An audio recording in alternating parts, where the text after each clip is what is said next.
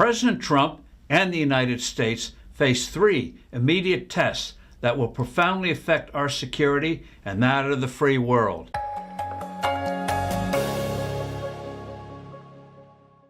Hello, I'm Steve Forbes, and this is What's Ahead, where you get the insights you need to better navigate these turbulent times.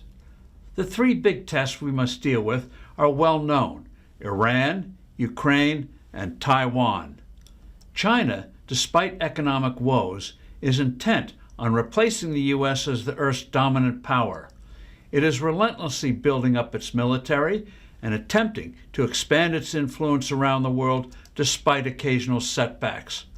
Russia is determined to control Ukraine and break NATO, the core of our post-World War security system.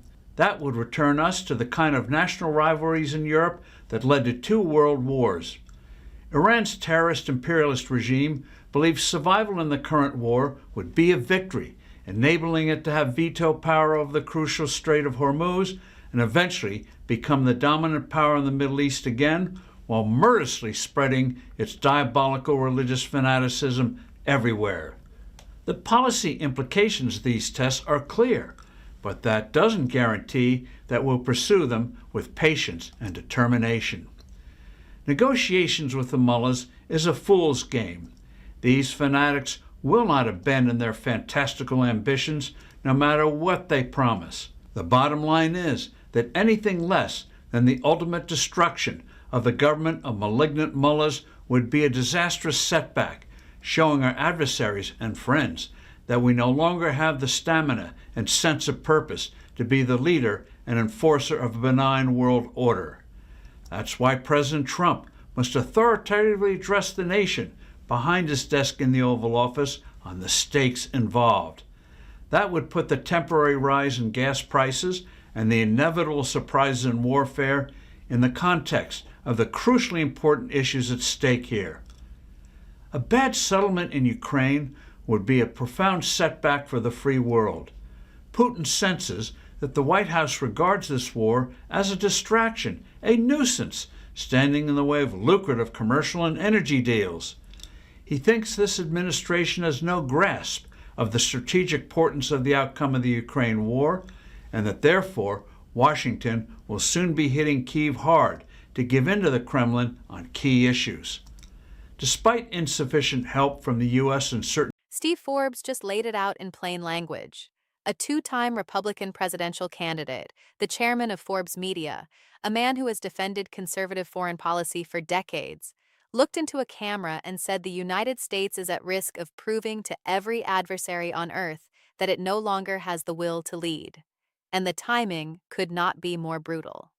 Forbes recorded that warning before Trump went on national television last night and told the country the Iran war would require 2 to 3 more weeks of strikes he described as hitting Iran back to the Stone Ages. That is day 33 of a conflict Trump originally said would last days. Oil closed above $105 a barrel. Gas crossed $4 a gallon nationally for the first time since the war started. The Strait of Hormuz is still blockaded. Iranian Revolutionary Guards publicly stated it remains under their control and will not be opened through what they called a ridiculous spectacle by the American president. Then there is NATO. Yesterday, Trump called the alliance a paper tiger and told Reuters he is absolutely considering pulling the United States out. His own Secretary of State, Marco Rubio, the same Marco Rubio who co-sponsored the 2023 law specifically designed to prevent a president from withdrawing from NATO without congressional approval, went on television and said the alliance needs to be re-examined.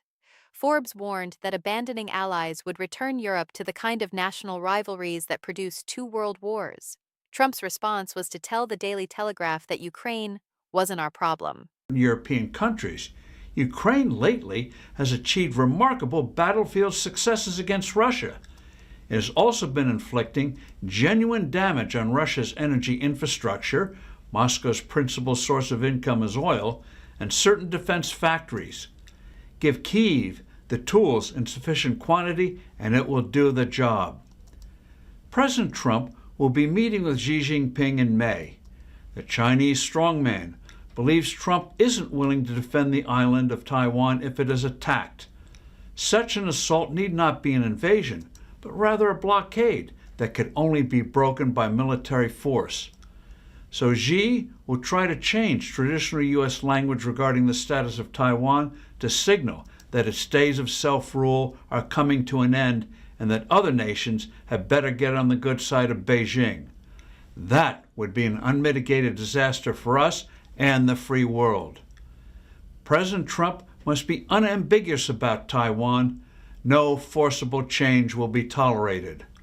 I'm Steve Forbes. Thanks for listening. Do send in your comments and suggestions, and I look forward to being with you soon again. Forbes saved Taiwan for last because it is the crisis that has not yet detonated.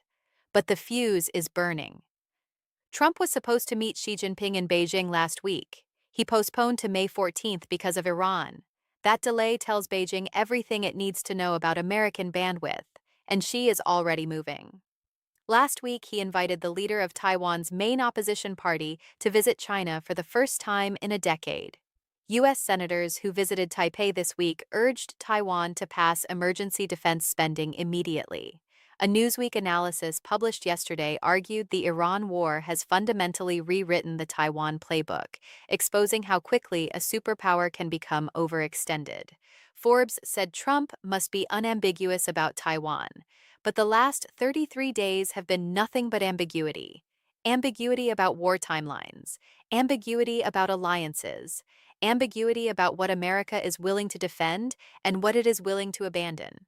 3 tests. Iran consuming all strategic bandwidth, NATO fracturing over a war allies were never consulted on, and China watching a distracted, overextended America and calculating its next move on Taiwan. Steve Forbes warned about all 3. Events proved him right on all 3. The only question left is whether the president heard the warning or whether he was watching another 2-minute highlight reel of his best strikes. Subscribe if you want to stay informed. Drop your take in the comments. Share this with someone who needs to see it.